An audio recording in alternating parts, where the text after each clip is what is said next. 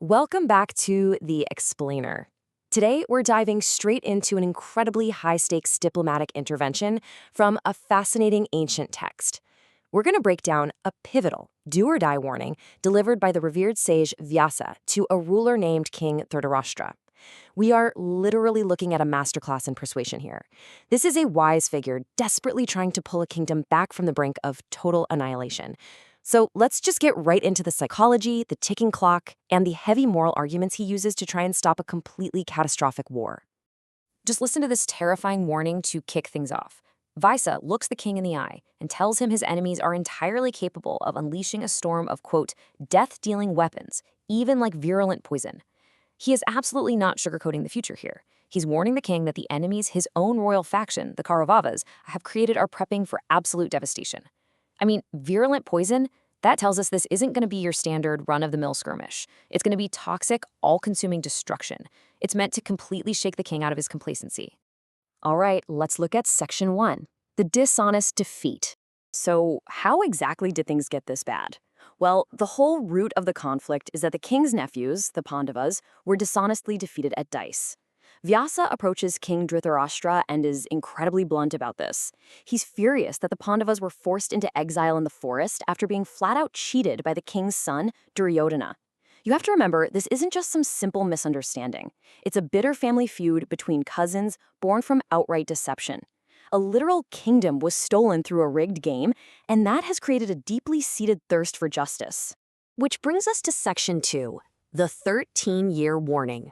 The absolute urgency of Vyasa's speech all revolves around one number, 13. Based on the terms of their exile, 13 years is the critical deadline for disaster. Vyasa warns that the second that 13th year expires, the consequences of that rigged dice game are coming due. And 13 years, that is a long time. It's more than enough time to grow bitter, to train, to plan, and to solidify an unshakable grudge. The king has a window of time to fix this, but year 13 is the absolute point of no return. Vyasa makes it super clear that when that deadline hits, the Pandavas are going to be recollecting all their woes. Let's be real, they aren't going to just forgive and forget after spending 13 brutal years roughing it in the forest. They're going to remember every single indignity, every night slept on the cold ground, every single second of their stolen kingdom. And fueled by all those recollected woes, they're going to retaliate with that lethal force, that virulent poison we talked about earlier. This waiting period isn't cooling them down, it's a massive pressure cooker. Moving right into Section 3, the moral intervention. Seeing this impending doom, Vyasa draws this incredibly stark contrast to show the king just how completely irrational his current path is. On one hand, he describes the king's son, Duryodhana, as a sinful son of wicked heart, inflamed with ire, who's actively trying to slay the exiles just to keep his stolen throne. But on the other hand, he reminds the king, hey, you're surrounded by elders who are honest and wise, heavy hitters like Bhishma, Drona, and Vyasa himself. He's basically holding up a mirror and asking, why on earth would you align your kingdom's fate with a jealous, angry fool instead of leaning on the collective wisdom of your most trusted advisors? To really drive the point home, Vyasa establishes the absolute moral baseline of this text. He zeroes in on the concept of dissension. He states unequivocally that dissension with your own kin is forbidden, sinful, and downright reprehensible. This isn't just a political misstep we're talking about. It's a fundamental violation of ethics and cosmic order. Going to war against your own family crosses a major line that the wise men of this era consider the ultimate taboo. Vyasa is reminding the king that letting this family feud turn into an all-out war is a profound moral failure on his part as the patriarch. Because the moral stakes are just so incredibly high, Vyasa doesn't just offer friendly advice. He issues direct, forceful commands. First up, restrain the fool. The king has got to control his son, Duryodhana. Second, desist from such acts. The king needs to actively stop the ongoing sinful attempts to assassinate the exiles, because if Duryodhana keeps trying to kill them, he's just going to end up losing his own life. And third, prevent great harm.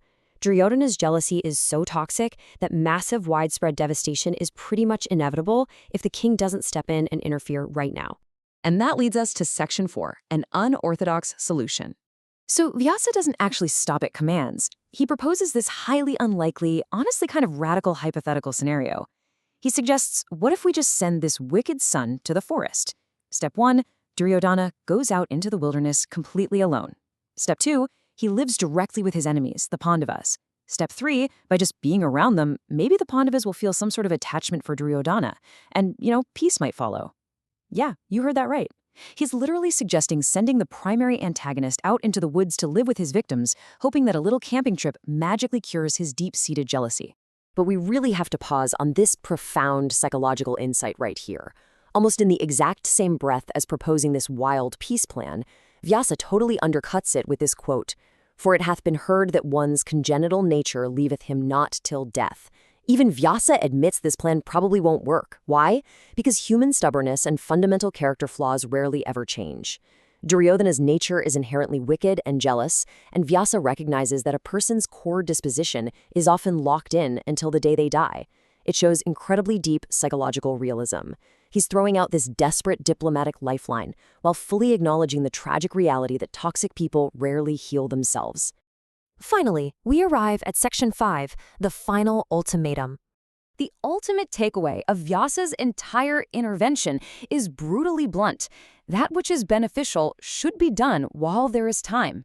The countdown clock on those 13 years is loudly ticking. The moral warnings have been given, the unorthodox solutions have been explored and pretty much found wanting. All that's left now is action.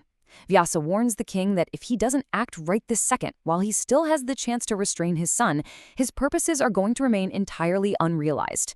Inaction, at this very moment, is a choice, and it's a choice that absolutely guarantees the virulent poison of war.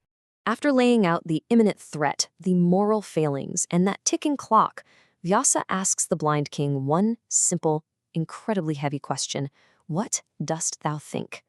He reminds the king to carefully consider what the wise elders think, but ultimately the burden of leadership falls entirely on his shoulders. And I kind of want to leave you with that exact same question.